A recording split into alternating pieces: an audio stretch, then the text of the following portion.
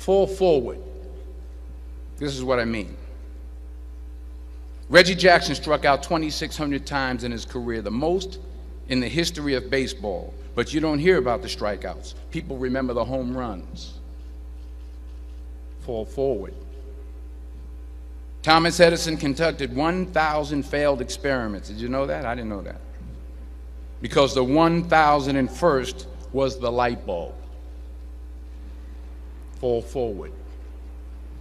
Every failed experiment is one step closer to success. You've got to take risks, and I'm sure you've probably heard that before, but I want to talk to you about why that's so important.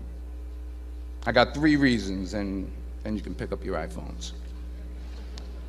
First, you will fail at some point in your life. Accept it. You will lose. You will embarrass yourself. You will suck at something. There's no doubt about it.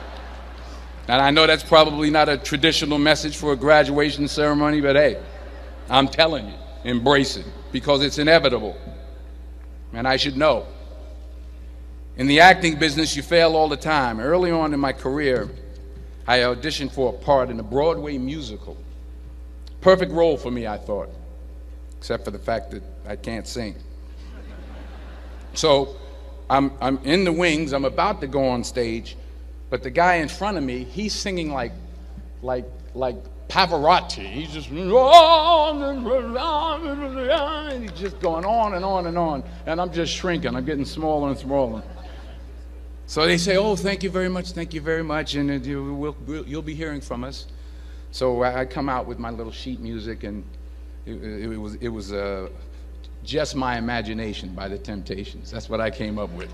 So I hand it to the accompanist, and she looks at it and looks at me and looks out at the director and was like, all right.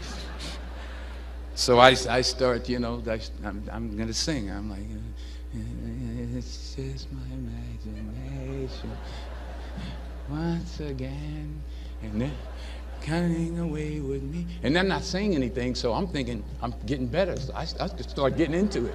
It was just my imagination.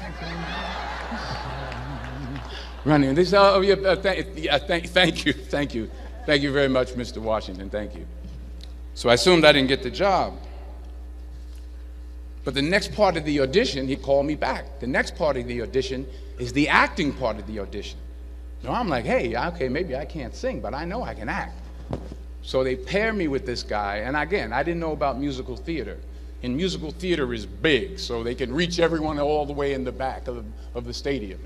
And I'm more from a realistic, naturalistic kind of acting where you actually talk to the person next to you. So I don't know what my line was. My line was, well, hand me the cup. And his line was, well, I will hand you the cup, my dear. The cup will be there to be handed to you. I said, oh, okay. Well, should I give you the cup back? Oh, yes, you should give it back to me, because you know that is my cup and it should be given back to me. I didn't get the job. But here's the thing. I didn't quit. I didn't fall back. I walked out of there to prepare for the next audition, and the next audition, and the next audition. I prayed. I prayed, and I prayed. But I continued to fail, and fail, and fail. But it didn't matter, because you know what? There's an old saying, you hang around the barbershop long enough, sooner or later you're going to get a haircut. So you will catch a break, and I did catch a break. Last year, I did a play called Fences on Broadway. Someone talked about it. Won the Tony Award.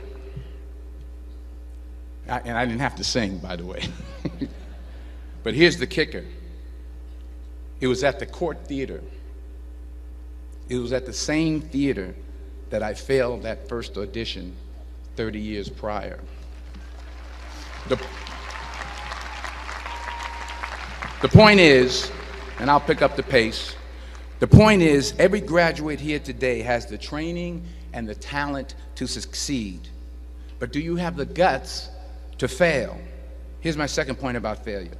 If you don't fail, you're not even trying. I'll say it again. If you don't fail, you're not even trying. My wife told me this great expression. To get something you never had, you have to do something you never did. Les Brown's a motivational speaker. He made an analogy about this. He says, imagine you're on your deathbed, and standing around your deathbed are the ghosts representing your unfulfilled potential. The ghost of the ideas you never acted on. The ghost of the talents you didn't use. And they're standing around your bed, angry, disappointed, and upset. They say, we came to you because you could have brought us to life, they say. And now we have to go to the grave together. So I ask you today, how many ghosts are going to be around your bed when your time comes?